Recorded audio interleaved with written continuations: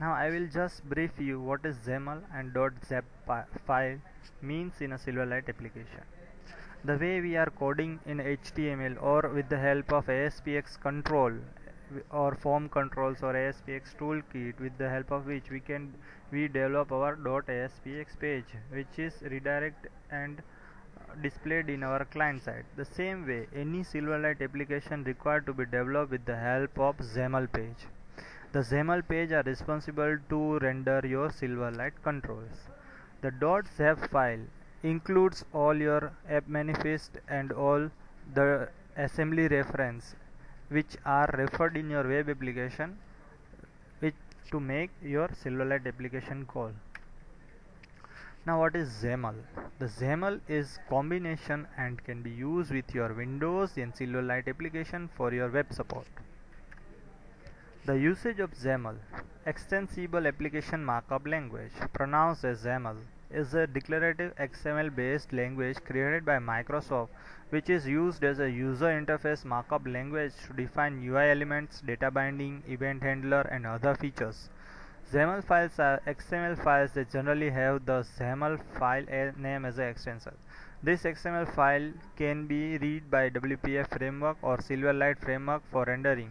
Microsoft first developed WPF and they used XAML files to describe the UI elements to the WPF framework. In short, if you are knowing the XML, then it is too easy for you to learn XAML.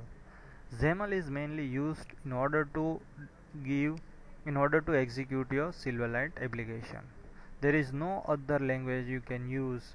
The way you are having ASPX, HTML and ASPX controls in your ASPX page, the same way you have Silverlight controls in your XAML page. Microsoft then extended WPF and made WPF-E, which helped to render the UI in browser. WPF-E was the code name for Silverlight. Later Microsoft launched it as a Silverlight officially. So the XAML just defines the XML structure to represent the UI elements. Both the framework in explain WPF and Silverlight then read the UI elements and render the UI elements in the respective platform. This is the simple code of XAML. You can see all the XAML file are a different user controls.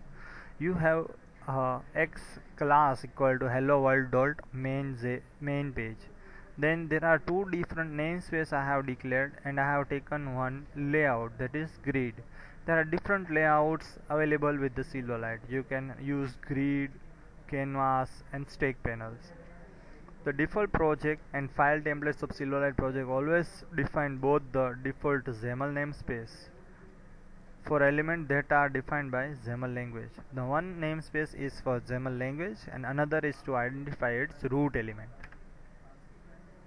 XAML is primary format of declaring Silverlight UI elements, styles and templates applied to the logical basis of Silverlight controls and UI. XAML is a role simplifies the workflow between individuals who might have a primary visual design responsibility and individuals who are responsible for application logic and information design.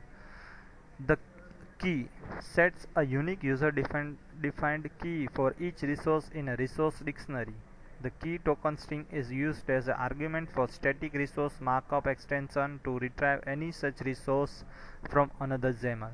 When you want to refer another XAML within some other XAML, means if you want to render some ASPX page into another ASPX page, with the help of X key you can identify unique XAML file.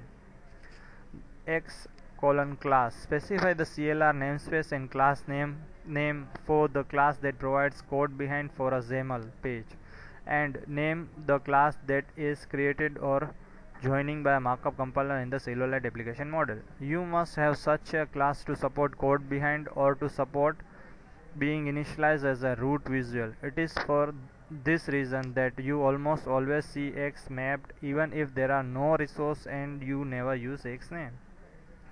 The same way, if the way you are having aspx.cs file, here also with the help of you are having the code file for the given XAML. This all code file when compiled are lead to one DLL which is stored in your zap package. The X name specifies a runtime object name for the instance that exists in a runtime code after an object element defined in a XAML is processed.